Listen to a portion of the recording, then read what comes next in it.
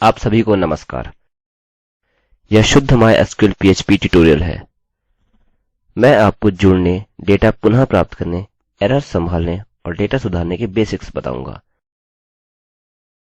अतः यह कुछ SQL कोड और कुछ SQL क्वेरीज को समाविष्ट करेगा। अच्छा, चलिए शुरू करते हैं। यहाँ मैं MySQL की डायरेक्टरी संरचना दर्शाने जा रहा हूँ और हम यहाँ कुछ फाइल्स बनाएंगे। मैं पहली फाइल बनाऊंगा और उसको connect.php बोलूँगा। मैं यहाँ आऊँगा, MySQL नामक फोल्डर पर क्लिक करता हूँ और उसको connect.php के रूप में सेव करता हूँ।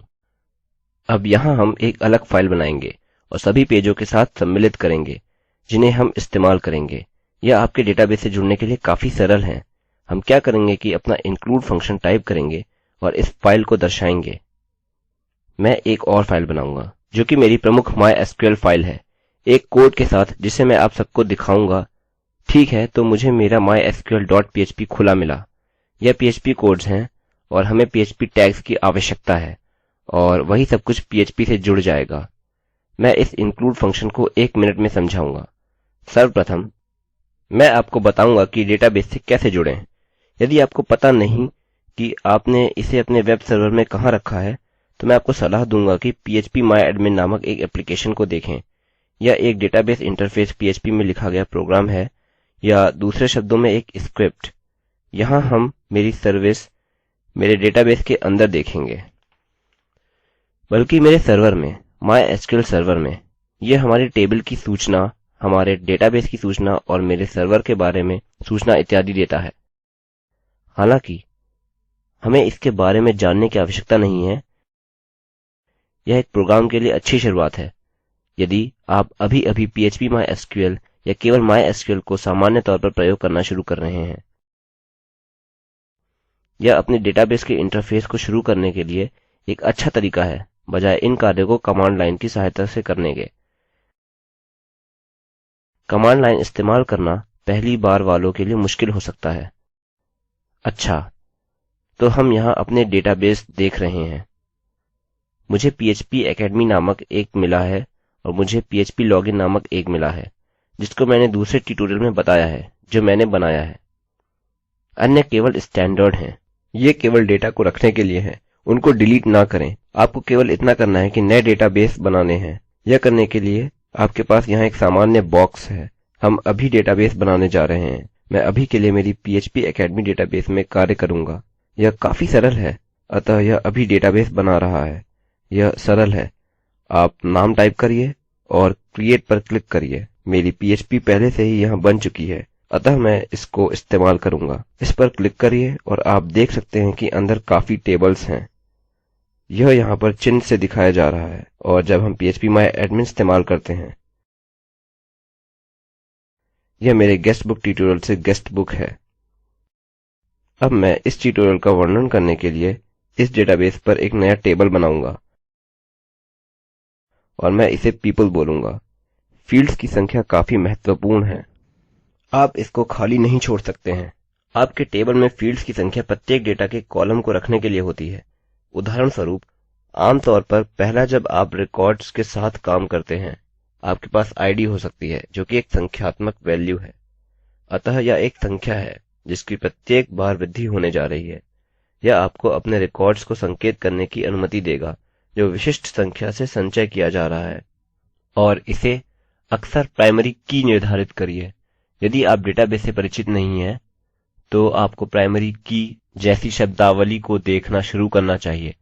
मैं सेकेंडरी कीज के साथ काम नहीं करूंगा, क्योंकि यह MySQL डेटाबेस के साथ करने के लिए किसी भी तरह से काफी आसान तरीका है। केवल डेटाबेस को सामान्य रूप से पढ़िए। यदि आपके पास Microsoft Access या कोई अन्य डेटाबेस प्रोग्राम है, मैं आपको डेटाबेस के समूह को सीखने की सलाह देता हूँ। अच्छा, तो फील्ड्स की संख्या इस पर निर्भर करती है कि कितना डेटा आप रखना चाहते हैं और क्या डेटा आप रखना चाहते हैं। आमतौर पर जब मैं फील्ड्स बनाता हूँ, मैं एक सामान्य खाली डॉक्युमेंट लाऊंगा और मैं वो फील्ड्स जो मैं चाहता हूँ टाइप करना शुरू करूँगा। पहला हमेशा ID होगा।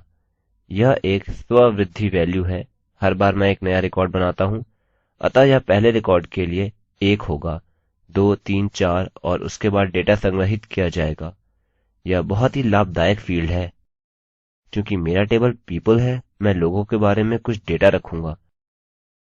अतः मैं पहले फर्स्ट नेम टाइप करूँगा और फिर मैं लास्ट नेम टाइप करूँगा और फिर एज और फिर जेंडर। इसको सरल रखने के लिए हम इसको अभी के लिए छोड़ सकते हैं। अतः हम यहाँ देख सकते हैं कि हमें 5 फील्ड्स मिली हैं। मैं यहाँ वापस आऊँगा और 5 टाइप करूँगा और गो क्लिक करूँगा। यह बहुत बढ़िया होगा कि 1 मिनट में यहाँ एक पॉपअप देखने को मिलेगा। नहीं, आपको नहीं मिलेगा क्योंकि हमने अभी तक अपने फील्ड्स के नाम नहीं बनाए हैं। ठीक है, हमारे पास यहाँ एक मान्य है। इनके लिए बहुत सारे विकल्प हैं, किंतु फील्ड एक फील्ड नेम है। अतः पहला आईडी होने जा रहा है। टाइप डेटा टाइप है जिसे आप इस फील्ड में रखना चाहते हैं। कुछ भी जो इसमें होगा इस डेटा टाइप में जोड़ना अनिवार्य है। varchar जो कि वेरिएबल कैरेक्टर्स को दर्शा रहा है, काफी सामान्य है। यह काफी लाभदायक है और इसको लंबाई की आवश्यकता है। हमारे पास यहाँ 25 अक्षरों की लंबाई हो सकती है। आपके पास 250 अक्षरों की लंबाई हो सकती है, या 100 अक्षरों की लंबाई, या 1 अक्षर लंबा। वास्तव में हम केवल डाटा का टाइप और लंबाई संचय कर रहे हैं। यह संचय करने में मदद करता है। उदाहरण स्वरूप आपका फर्स्ट नेम। चलिए अपना फील्ड नेम लिखते हैं। यहाँ पर फर्स्ट नेम है और मेरे पास varchar है। 500 अक्षर टाइप करने का कोई मतलब नहीं है क्योंकि हम अनावश्यक मात्रा में डेटा इस्तेमाल करेंगे। विशिष्ट रूप से फर्स्ट नेम 25 अक्षरों से अधिक नहीं होगा। भले ही ऐसा है, यह 30 या 35 अक्षरों से अधिक नहीं होगा, किंतु अभी के लिए मैं अपना फर्स्ट नेम 20 या 25 अक्षरों के रूप में संचय करूंगा। मैं यहाँ 20 रखूंगा। हमारी आईडी एक पूर्ण संख्या होगी क्योंकि यह एक संख्या है। यह स्ववृद्धि होगी। यह 1 2 3 4 होगा। रिकॉर्ड्स की मात्रा हम इस्तेमाल कर रहे हैं और यहाँ हमारे पास कुछ अन्य विकल्प हैं। अब यह यहाँ पर प्राइमरी की है। हम इसे चुनने जा रहे हैं और कुछ अधिक में हम देख सकते हैं कि हमें ऑटो अंडरस्कोर इंक्रीमेंट मिला है। यह एक स्ववृद्धि है। यह इस विशिष्ट फंक्शन को देता है। जब भी आप कोई नया रिकॉर्ड दर्ज करते हैं, यह अपने आप ही बढ़ जाता है। अतः यहाँ हमारे पास फर्स्ट नेम है, हमारे पास लास्ट नेम है और मैं फिर से इसे 30 निर्धारित करूंगा। और हमारे पास क्या है? हमारे पास एज है और स्पष्ट रूप से यह एक पूर्ण संख्या है। और हमारे पास जेंडर है। ठीक है, अब यहाँ एज के स्थान पर मैं डेट ऑफ बर्थ लिखूंगा। अतः यह जन्म तिथि है। मैं इसे डेट से निर्धारित करूंगा। यहाँ मैं डेट डेटा टाइप को ढूंढने की कोशिश कर रहा हूँ और मैं देखूंगा कि यह कैसे कार्य करता है। अतः डेट के लिए लंबाई यहाँ निर्धारित करने की आवश्यकता नहीं है। इसके लिए हमारे पास एक मानक प्रारूप है। अतः इसके लिए हमें चिंता करने की आवश्यकता नहीं है। अब मैं जेंडर को एक कैरेक्टर का varchar निर्धारित करूंगा। अब हम पुरुष के लिए M और स्त्री के लिए F रख सकते हैं। ठीक है, यदि हम यहाँ जाएं, हम देख सकते हैं कि यहाँ अनेक विकल्प हैं। आप इसको खुद से कमेंट कर सकते हैं। आप खुद से स्मरण कर सकते हैं कि यह फील्ड क्या करती है। किंतु आमतौर पर अपने फील्ड नेम को ठीक से नियुक्त करिए, जिससे कि आपको पता हो कि आप क्या डेटा संचय कर रहे हैं। ठीक है, यहाँ मैं सेव पर क्लिक करूंगा और आप देख सकते हैं कि पीपल यहाँ प्रकट हो गया है। यह यहाँ आपसे एक क्वेरी पूछेगा। अब जब मैं पहले कमांड लाइन की बात कर रहा था, यह वह है जो आपको बनाने के लिए टाइप करना पड़ता। हालांकि हमने अपना सेव करने के लिए एक ग्राफिक यूजर इंटरफेस का इस्तेमाल किया है। हम यहाँ नीचे देख सकते हैं हमारे पास हमारी फील्ड्स, हमारे टाइप्स और हमारी कॉलेशन विशेषताएं हैं। उदाहरण के लिए नल डेटा है। डिफॉल्ट वैल्यू जो कि संचय है। उदाहरण के लिए यदि आपके पास फील्ड है, क्या उपयोगकर्ता पंजीकृत है या आपकी मर्जी का कुछ भी, आप यहाँ भी डिफॉल्ट इस्तेमाल कर सकते हैं। उदाहरण स्वरूप यदि मैं सबको संचय करना चाहता हूँ, मैं यहाँ डिफॉल्ट से पुरुष या डिफॉल्ट से स्त्री पंजीकृत करता हूँ।